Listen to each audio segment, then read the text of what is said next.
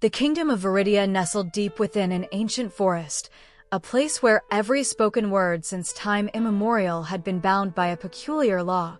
It must rhyme. Laws were decreed in couplets, love confessed in sonnets. And even marketplace haggling followed a strict rhythmic beat. High in the tallest tower of the Queen Euro's ivory palace worked Elias, the Royal Scribe. His quill, crafted from a phoenix feather, scratched endlessly across parchment, translating proclamations, treaties, and mundane grain reports into perfect, unwavering rhyme. The weight of centuries of tradition pressed upon his shoulders, turning the once joyful act of writing into a mechanical chore. He longed for the simple freedom of a plain, unadorned sentence, a desire as forbidden as winter roses. The fire in the hearth crackled its own monotonous rhythm, mirroring the confinement he felt within the gilded cage of verse. Elias spent his days surrounded by towering shelves of rhyming histories, each word a prisoner to meter. He remembered stories his grandmother whispered before the rhyme law's strictest enforcement, tales told in flowing, unshackled prose that painted pictures rhyme could never fully capture. One evening, tasked with recording the Queen's decree on the new apple tax, his hand trembled. The enforced jingle felt hollow, meaningless beside the genuine hardship the farmers faced. A single tear, hot and rebellious, escaped his eye.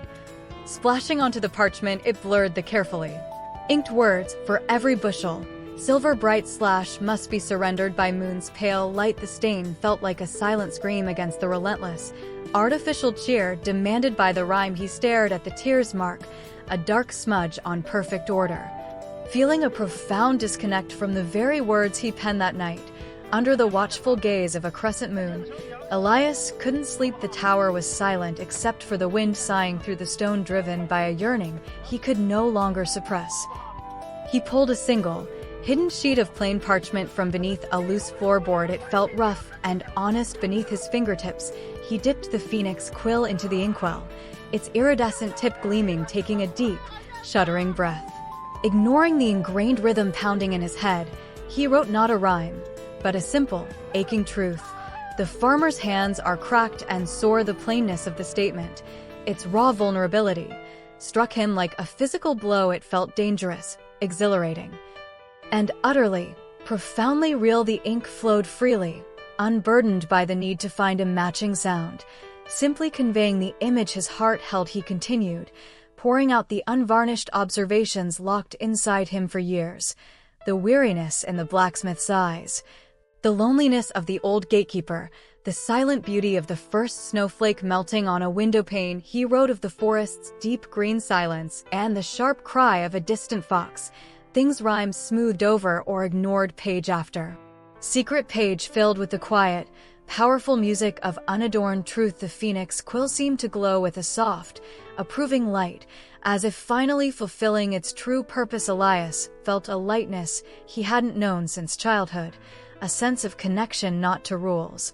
but to the very pulse of the world outside his tower window. He wrote until dawn's first light painted the sky in streaks of rose and gold, his heart pounding not with fear, but liberation. The inevitable discovery came swiftly. The Queen, expecting her morning pronouncements in flawless verse, found Elias's desk littered with these plain-spoken pages. Fury darkened her face as she scanned the forbidden prose. Treason, she declared, her voice sharp, though instinctively falling into a rhymed accusation. This blatant disregard, this ugly sprawl slash, defies the law, embracing all.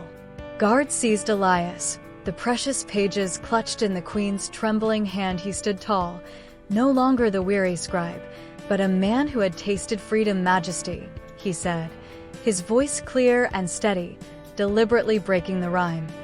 I wrote only what I saw and felt. Is truth not worthy of its own voice?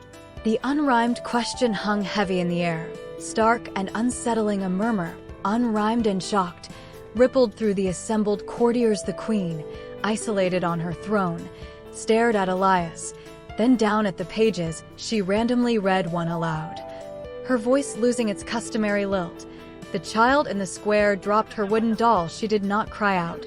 She just stared at the wall. The plainness of the image, its quiet sorrow, pierced the ornate formality of the throne room. It spoke of a reality rhyme, often masked. She read another, Sunlight, warm and gold. On the old stone bridge, it was a simple observation, yet it carried a weight of pure, unmediated beauty she hadn't encountered in years of rhymed flattery. The anger in her eyes flickered, replaced by something like wonder, then a deep, forgotten sadness. The rigid structures of her world seemed to tremble. The silence stretched, thick with the unfamiliar resonance of unadorned words echoing off the vaulted ceiling. Slowly, deliberately, the Queen rose. She looked not at Elias, but out the tall window towards the waking kingdom bathed in morning light. When she spoke again, her voice was softer, hesitant, and blessedly free from rhyme. "It is very quiet," she observed.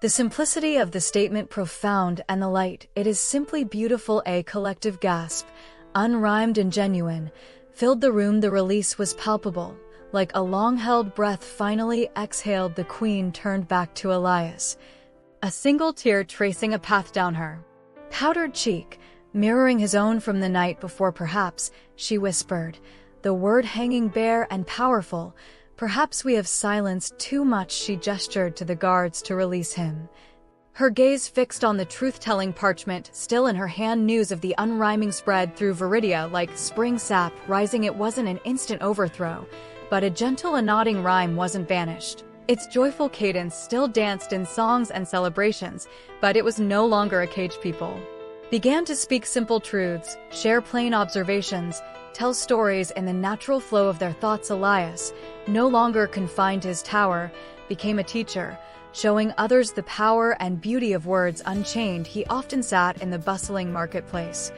listening to the rich tapestry of sound.